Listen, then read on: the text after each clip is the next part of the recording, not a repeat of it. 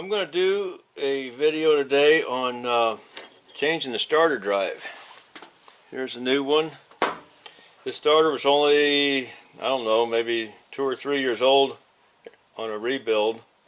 I bought it rebuilt at a starter shop, and the drive here came apart. I've never had that happen before, but had to get the truck towed home. And if you guys saw my video on changing a starter last year on the big truck, that was this starter here. And I said I was going to do a video, follow-up video on that, changing this part, and I never did it. Well, I'm ready to do it. I'm going to take this nose cone off of here, and I'm going to take a piece of chalk, mark this thing like so, right across the, almost anyway, across the middle of the front of this, telling me that that's where that goes.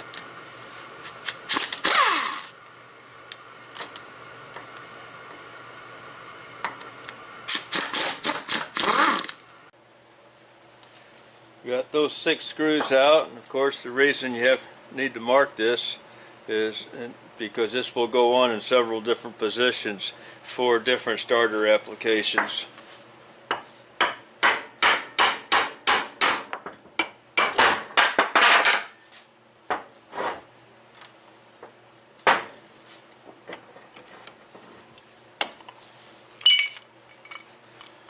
There it is. We'll have a look at those pieces and see what they're all about, because I've never had to do this before. Find out what's going on with those. This is a learning experience for me. I never had to open up one of these starters on a big truck. Well, not the starter drive. I've been inside the starter, but not the starter drive. And now I got to go ahead and take these off of here so that I need to get this solenoid off. There's a hook inside there that this thing holds onto this. It's a fork like thing. I gotta be able to get that off. It's spring loaded that holds the thing on there.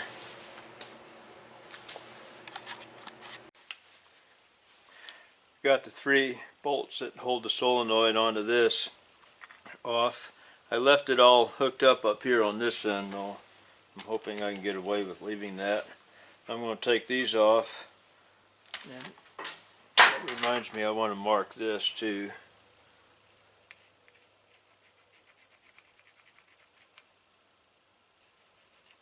On both sides of the solenoid, so I know where this thing goes back on at.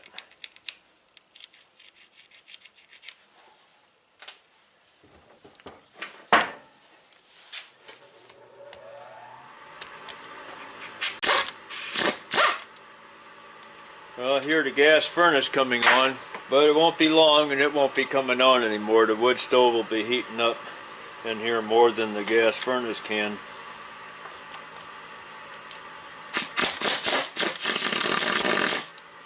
And it's only about 18 degrees outside. It's cold out there.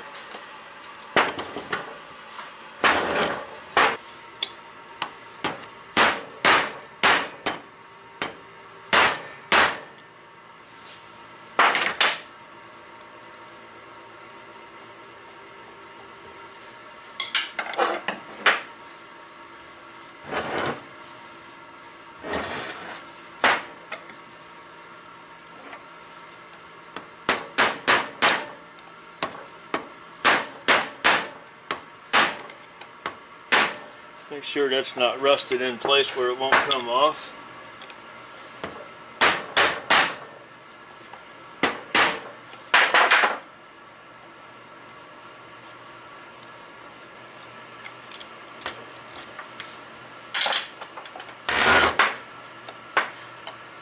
And when you pull this off, you want to try not to pull this shaft out too far, because your brushes will come off of the commutator in the back, and then you got to take the back end all apart to reassemble all of that.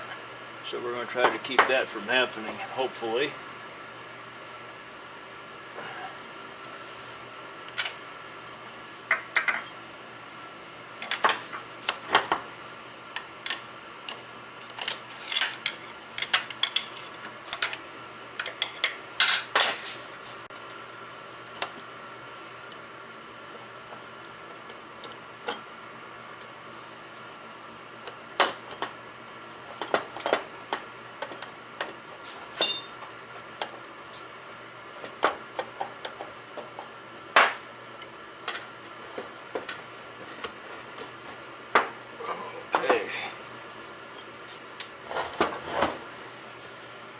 got it.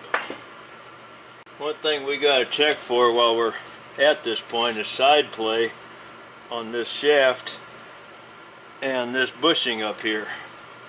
We don't want very much side play.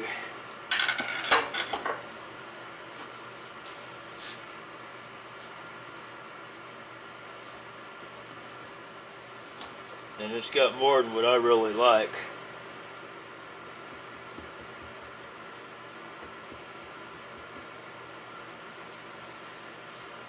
As far as I'm concerned, that bushing is a little sloppy. This is not a starter rebuild, this is just a replace this thing here. There's the fork that holds on to this. There, we got it off. It's full of gunk. I'm going to clean that out a little bit and then we'll put the new one in. Well, I'm about ready to put this thing back together. I got this area cleaned out pretty good in here. And for those that don't really know how this works, got an extra solenoid sitting right here. I'll show kind of what happens. Is when you energize the solenoid, and later on I will go inside this solenoid. I'll open up and explain what's going on inside of it, show you how a solenoid or a starter relay works. So what this does is, when it's energized, it creates a magnetic field right here. That magnetic field sucks this steel piston inside. When it sucks it inside,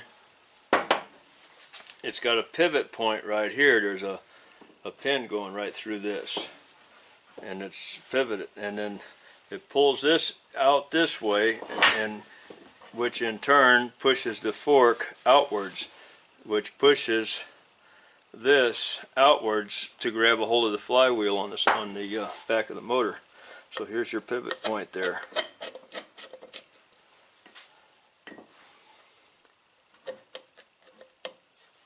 So I'm going to pull this out, and I'm going to hold it out there with my hand. I'm going to put this on there. It's going to come back in like that, which really I didn't have to pull it out very far, but thing is, it's got this rubber boot in here that's coming out, pushing it back in. Now we're ready to just push this thing back on there.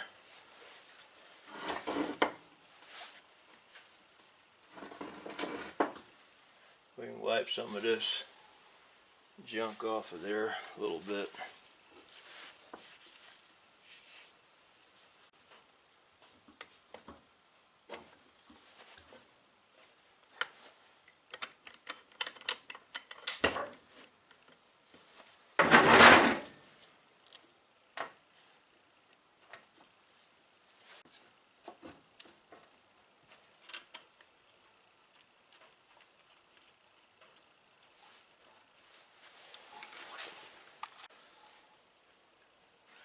I'm going to take this screw back out and show what I did. I had trouble getting it in.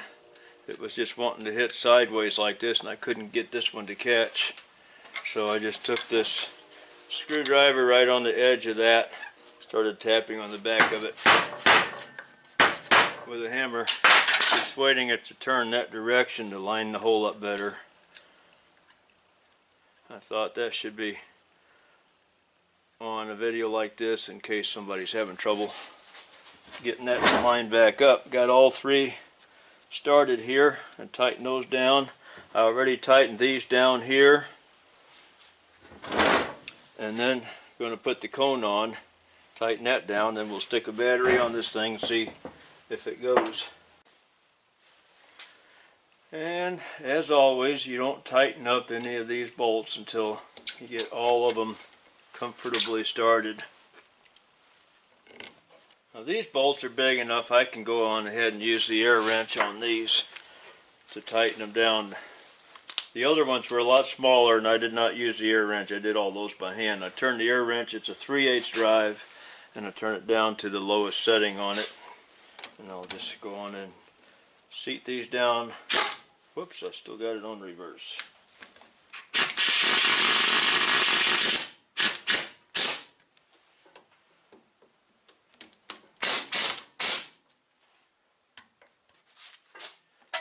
I'll see what they feel like by hand.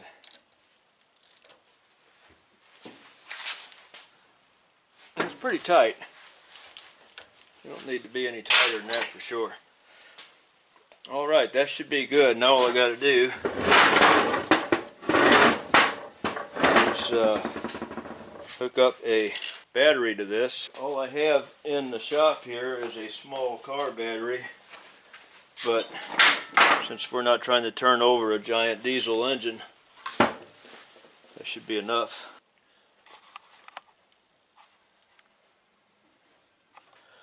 I had to put a new end on this.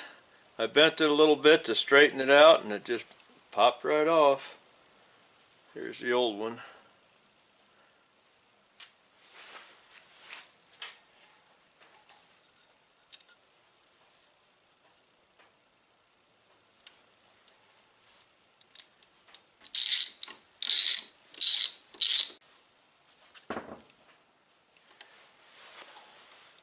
One scary thing about these solenoids is this plastic shell right here.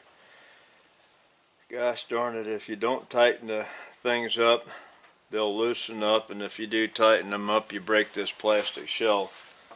Kind of a poor design in my opinion.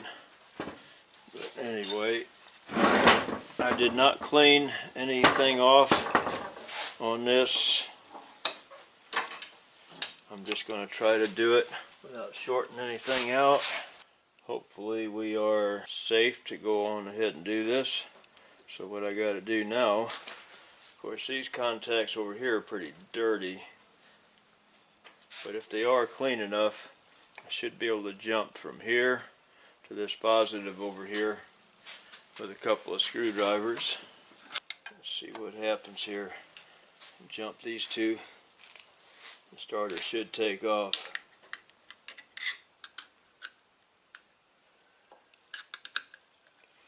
Not doing it.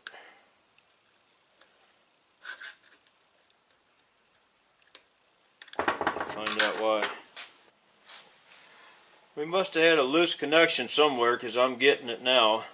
And I get this pointed part of this around here and touch that.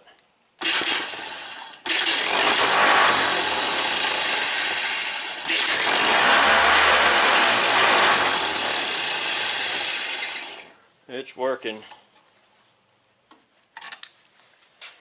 I guess that'll be the end of this video on changing the starter drive on this truck starter. Thanks for watching.